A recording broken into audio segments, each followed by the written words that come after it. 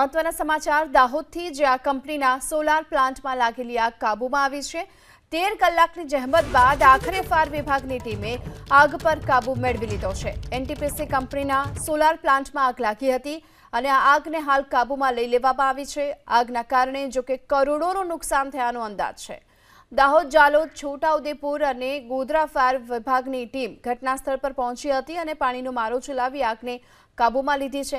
માલસામાન હટાવવા માટે 5થી પણ વધુ જેસીબી કામે લાગ્યા છે। આગના કારણે નિર્માણાધીન સોલાર પ્લાન્ટને પણ મોટું નુકસાન પહોંચ્યું છે।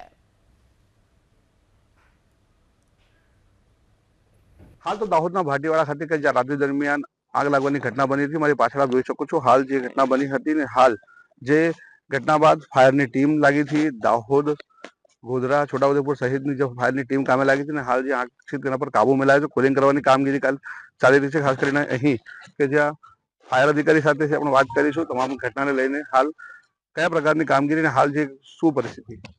તારીખ 21/4/2025 ના રોજ રાત્રિના દાહોદ ફાયર બ્રિગેડને કોલ મળેલ કે ભાટીવાડામાં નિર્માણાધીન એનટીપીસી સોલાર કંપનીમાં આગ લાગવાનો કોલ મળેલ, જેમાં દાહોદ ફાયર બ્રિગેડની ગાડી પહોંચી આગ વધારે હોવાથી દાહોદ ફાયર બ્રિગેડની 4 ગાડી, ગોધરાની ગાડી, છોટાઉદેપુરની ગાડી અને જાલોદની ગાડી તેમજ 2 ટેન્કરથી 35 જેટલા ફેરા મારી આગને કાબૂમાં લેવામાં આવેલ છે અને હાલમાં કુલિંગ કરવાની પ્રક્રિયા ચાલુ છે।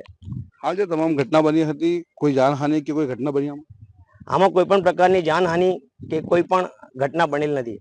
હાલ જે આગ છે તેના પર કાબુ મેળવ્યો છે, શું કામગીરી ચાલી રહી છે? હાલમાં કુલિંગની પ્રક્રિયા ચાલી રહી છે।